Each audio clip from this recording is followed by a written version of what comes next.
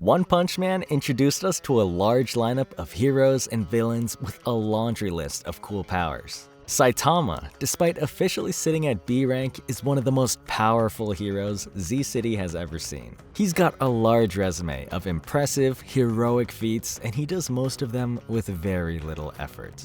But how can you sum up just how powerful Saitama is? He's such an OP character that narrowing down his most impressive moves is a gargantuan task. But it's a task we here at Plot Armor are willing to take on. Today, we'll be ranking the Caped Baldy's greatest feats. From great escapes in space to defying the laws of physics and even surviving a literal world-ending disaster, there's no shortage of amazing feats to put on this list. Obviously, spoilers ahead for anime-only viewers, since a lot of these come from the Monster Association arc. With all that being said, let's get to the rankings. But before we go any further, allow me to intrude on this video a bit. One Punch Man, at least on this channel, is a series that requires no introduction. However, allow me to introduce you to One Punch Man, the Strongest, a brand new mobile, easy-to-play turn-based RPG that allows you to experience the storyline of the anime and its greatest moments in a whole new way, dealing with memorable threats like Vaccine Man or even Lord Boros and his Dark Matter Thieves. And don't worry, this game is totally legit. The entire thing has been officially licensed, and its production is even supervised by the likes of Shueisha. In the game, training is a daily ritual for Saitama, and so he performs these same push-ups, sit-ups, squats, and jogging that he does in the anime. And there are plenty of other interesting places where you'll be able to find Saitama too. Now mind you, One Punch Man the Strongest has a ton of characters that you'll be able to recruit. We're talking about an assortment of heroes and villains that currently numbers over 60. The potential team combinations to be had are absolutely incredible. Oh, and the game has the original Japanese voiceover cast, making things feel even more accurate to the anime. You can save the world by dominating fights with strategic planning and the combination of your character's distinct qualities and talents, and of course with the aid of Saitama. To explain a few of the battle components, speed decides who moves first. Characters like Genos are actually designed to make your other characters faster. Core skills are really important to team composition and pretty much decide your main strategy. We're talking about things like damage reflection, burn, back row targeting, and plenty more.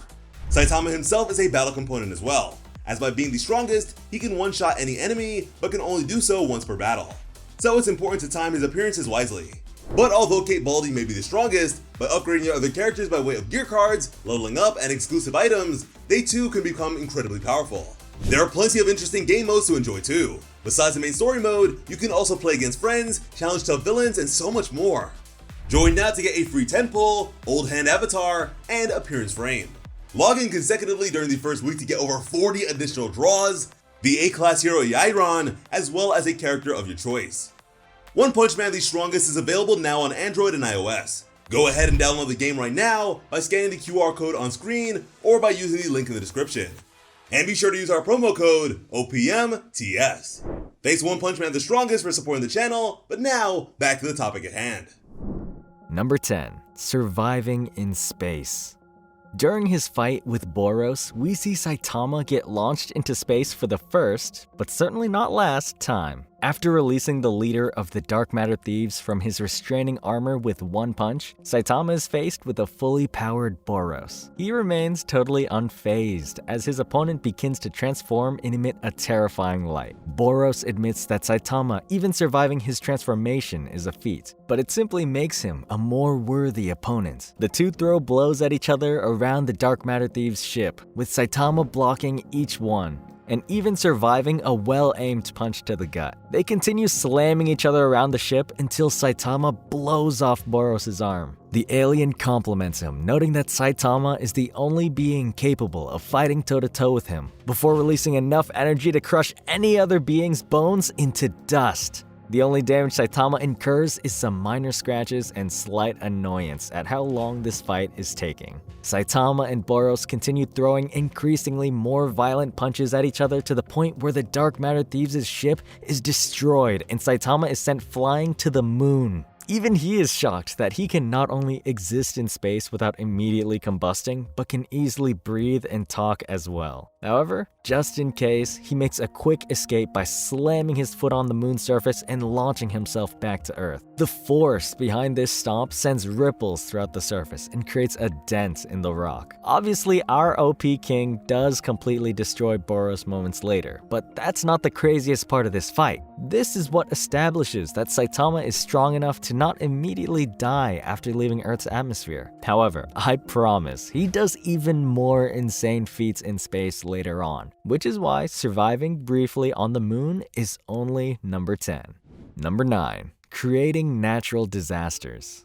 Surviving a natural disaster is one thing, creating one is another. But Saitama had a hand in starting and subverting multiple natural disasters during his penultimate fight with Garo. Obviously, the two cause a lot of damage even before Garo transforms into a mysterious being, including creating a new trench in the seafloor and leveling a small cityscape. But the two's combined destructive power creates not one, but two spontaneous natural disasters. The first isn't totally Saitama's doing, but he still has a part in it due to his quick reflexes. See, I think a totally underrated part of Saitama's battle strategy is his ability to taunt his opponent into losing their cool, be it through expressing boredom or picking at their hypocrisy. He does the latter to Garo, a man so hell-bent on being a villain that he accidentally becomes an anti-hero, which causes him to throw a punch that ignites an eruption from a nearby dormant volcano. The flow runs uncontrolled towards a large group of evacuees trying to flee the damage from two earlier monster battles. Luckily for the civilians, a volcanic eruption isn't enough to halt Saitama or Garo's fighting spirit, and the two eventually launch another series of blows powerful enough to reverse the direction of the flow. Moments later, Saitama decides to take the offensive position in an attempt to quickly end the battle. His series of consecutive normal punches not only sends Garo hurling towards the Earth's core, but also sets off a series of waves large enough to erode a nearby mountain range into nothing. Of course, causing extreme amounts of damage during a fight is nothing new for Saitama, or really any superhero for that matter. However, rarely, if ever, does a superhuman cause the equivalent of a natural disaster. The fact he plays a part in causing not one, but two, is what places this feat at number 9. Number 8. Seriously powerful squirt gun. Saitama's serious series of moves are basically what he is capable of when he's taking a battle seriously. Most of the time, he's just a hero for fun. After all, since he can defeat anyone or anything with one punch, what's the point in exerting himself with flashy moves? But when he whips out his serious series, he can do some seriously amazing things. The first example on this list comes from his battle with Orochi, the head of the Monster Association. The two start their fight on Earth as Orochi figures out that Saitama is the ghost town horror who kills some of his strongest soldiers. In order to give himself the home field advantage, he removes his mask and leads Saitama deep into a cave towards the mysterious shrine. This also means that Saitama's being led deep down into the Earth's core through pits of lava as a worthy human sacrifice for Orochi to become a new god. We already know Saitama is essentially impervious to elements that would kill a normal human, so obviously surviving magma is probably a normal Tuesday for him. Orochi doesn't know that though, and is shocked when he's not immediately boiled alive. In order to ensure a worthy human sacrifice, he launches Gaia Cannon, one of the most powerful energy projection attacks thus far. Saitama counters this with Serious Squirt Gun, which manifests an incredibly high-powered stream of water from his hands using the power of the Earth's core. Now, basic science dictates that water does not remain in its liquid state above 100 degrees Fahrenheit, so Saitama should be launching straight steam. But he's able to not only manifest water, but water so powerful that it stops Orochi in his tracks. This isn't the only time Saitama will break the laws of science on this list, but it is arguably the least impressive since he's still on Earth for this one. Number 7. Omnidirectional Punches.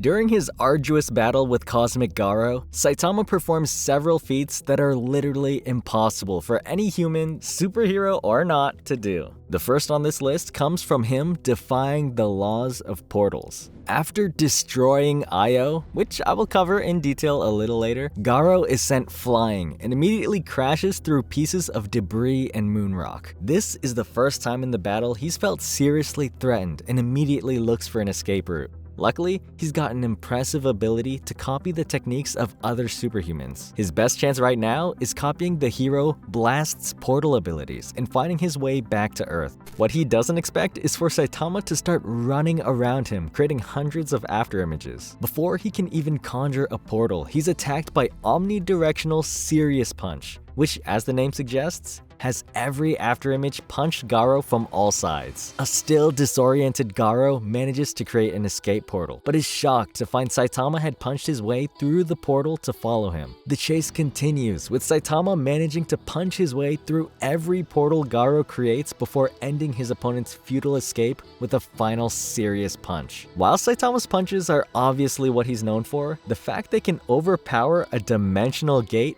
is impressive. However, this isn't even the most effective use of Serious Punch in this whole battle, so the Omnidirectional Punch sits at number 7. But before we continue with the list, be sure to subscribe to the channel with notifications on to never miss an upload, and smash that like button for some plot armor today. Now, back to the highlight reel.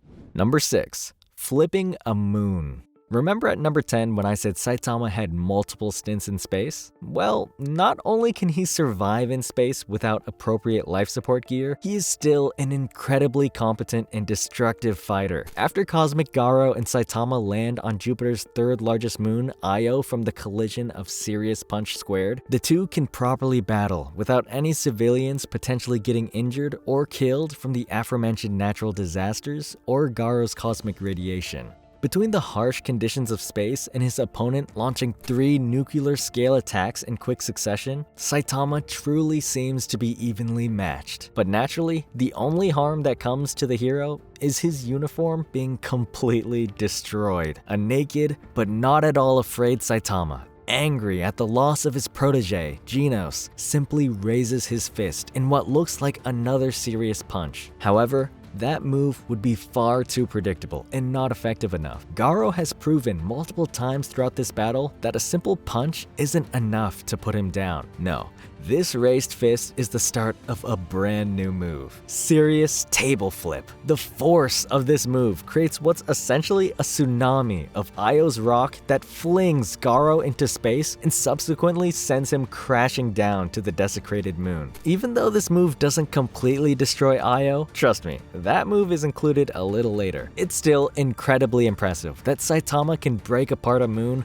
with the same effort of a normal human flipping a table. Not only that, but he's still not using his full power here. He's just actually putting some effort into the fight. But since Io is only damaged and not completely obliterated, Serious Table Flip sits at number 6. Number 5. Throwing a portal like a frisbee.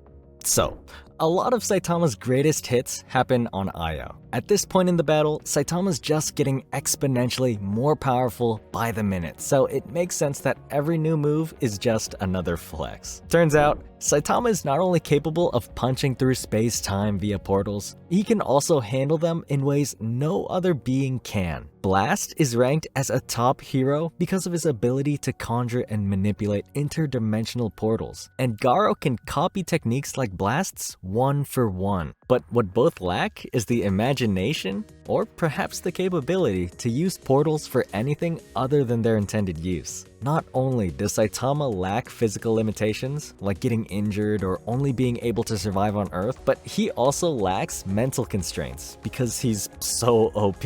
So it's no surprise that when Garo produces a gateway to exile his opponent back to Earth, Saitama just kicks it out of the way like a football. Garo, Confused as to how Saitama was even able to touch the portal and still reeling from another serious punch, attempts to create a second one to land a sneak attack. Obviously, Saitama isn't going to leave the battle that easily, and he flips that one too to make Garo miss and punch the air. This ability is called non-physical interaction, and Saitama is the only person, so far, to master it. It's not the first time he's interacted with something outside of the physical realm, but it is the first time he's intentionally used the ability in battle. The fact that Saitama can basically manipulate anything in the physical and non-physical realms essentially means there's no end to how Saitama can manipulate his surroundings to easily win a battle. Number 4. Destroying a moon with a sneeze. So, we established that Saitama can flip a moon as easily as a table, and dent a moon with his foot, but can he completely destroy one of the largest moons in the solar system?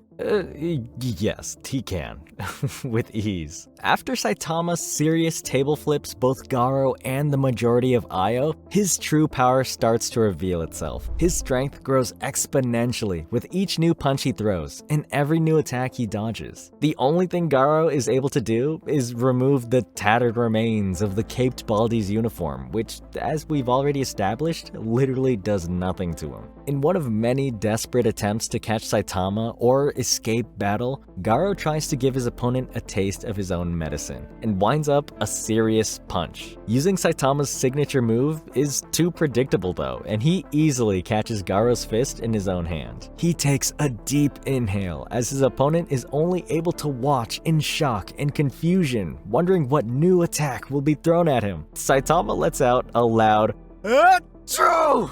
and the two are sent ricocheting through the debris of Io and through the gaseous layer of Jupiter, slamming hard on the gas giant's core. Sirius Sneeze's air expulsion has enough power to not only launch two people into Jupiter's core, but also is the finishing move for Io. The moon is completely blown away from the air blast and pieces of rock rain down on the fighters. Even though I could have easily put destroying a moon as one item on Saitama's OP resume, I think there's a slight difference between simply damaging a moon and absolutely obliterating it. Sure, the serious table flip is a novel idea, but I'd argue finishing one of the largest moons in the solar system with something as simple as a sneeze is even more insane. Number 3. Surviving multiple gamma ray bursts. Most of this list has been dedicated to Saitama's feats in battle or how easily he can defeat an opponent, but what I haven't touched on enough is simply how indestructible he is. I mean, the fact he survived and thrived in space multiple times is just a hint at how adaptable he is, but that really just scratches the surface. After Garo reaches his cosmic state, he gained the ability to manipulate cosmic forces. This included imbuing nuclear power into his attacks. Now, a normal human is capable of surviving nuclear fallout, though they will probably have major health complications in the long run. What no living being can do is survive gamma radiation, which Garo literally leaks out of his pores. Wherever he walks, he releases deadly amounts of radiation that leave trails of civilians bleeding out and dying in his wake. But Saitama remains unfazed by the direct radiation he's coming in contact with. Not only is he able to withstand the radiation simply coming off of Garo, he is completely unscathed by all life eradication, nuclear fission, which is essentially condensed nuclear energy. To put that in perspective, Saitama survived something akin to walking straight into an actively decaying Chernobyl with not even a scratch. He still remains unscathed and unbothered. Even after Garo launches all life eradication gamma ray burst directly at him, which contains all the radiation of a dying star. Gamma radiation is what's responsible for creating black holes and is 10 million times more powerful than a nuclear blast. Again, for comparison, the sun is dying is supposed to be what kills any remaining beings on Earth. And yet Saitama is able to survive a similar event with no issue. If that's not the ultimate testimony to Saitama's above superhuman invincibility, I don't know what could be. Number 2. Creating a self-contained universe. So, We've been over how indestructible Saitama is, and the sheer amount of strength he possesses, but there's a latent part of Saitama I haven't even touched on yet. His smarts. He's able to pick up new abilities incredibly quickly, but rarely has the opportunity to do so. The best example of this is at the penultimate point of his battle with Cosmic Garo. At this point, Garo realizes his loss is imminent. He's lost his closest ally, Tadeo, because of his own pursuit for a better universe, and his godly powers are slowly flowing out of his body. He decides to give Saitama the ultimate key to ending this battle, replicating the powers of God. Garo lets his remaining power flow as he creates a miniature universe, harnessing every part of his being down to the atomic level. Saitama quickly follows suit and is able to mimic the godlike powers and create his own self-contained internal universe. It takes mere seconds for Saitama to not only copy a technique reserved only for mysterious beings imbued with godly power, but master it enough to use it to undo the battle and all its effects on the people. But you might be asking yourself, why is creating an entire self-contained universe only number 2? Well, because he didn't do it alone. The fact he was able to learn how to copy Garo's ability to create an internal universe in only a matter of minutes is by all means breathtaking, but this is the only item on this list that Saitama did not teach himself. This single caveat is the only reason I've put Saitama literally controlling a cosmic world within himself at only number 2. Honorable mentions. Before we get to Saitama's most impressive feat, here's a few that didn't quite crack the top 10. First is traveling back into Earth's atmosphere in an incredibly inconvenient way. When Cosmic Garo was trying to flee an obviously unwinnable fight with Saitama, the pseudo-god's best out was teleporting back into Earth's orbit. In order to ensure a clean escape, Garo pushes Saitama back towards the remains of Io before immediately launching himself into the safety of Earth's atmosphere. What he doesn't expect, nor did I, is Saitama following him through the power of an impressive fart. I'm serious.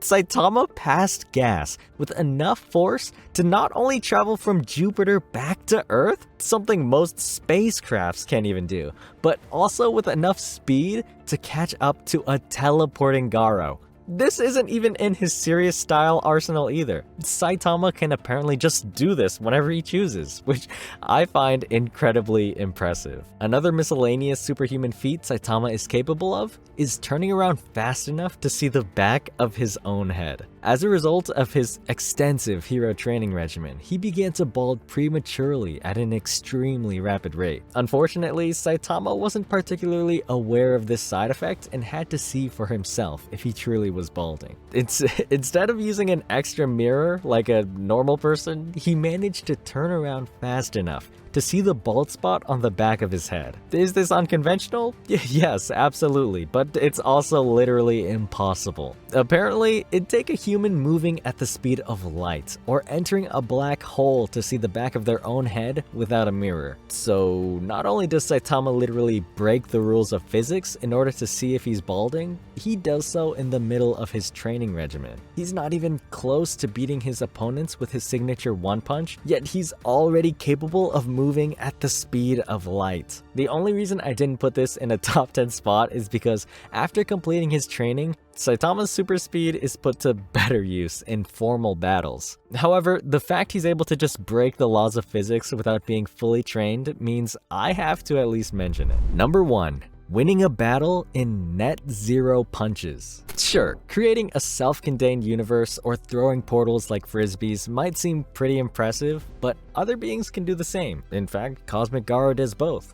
There's only one thing Saitama alone can do, and that's winning a battle in 0 punches. After creating the miniature-sized universe, Saitama is able to unlock the capability to time travel. This was Garo's entire goal of teaching him the technique. He wanted to ensure the ominous future of Earth, its inhabitants, and Garo himself would be averted. This technique allows Saitama to not only view the battle from a third-person perspective, but to stop time right before Garo turns Earth into a hellscape. Intercepting the battle right there creates an unavoidable reversal of causality. The punch that Saitama wound up back on Jupiter is released on an unsuspecting Garo. Essentially, through the manipulation of space-time, Saitama beat his foe in net 0 punches. The fight with Garo is over before it even starts.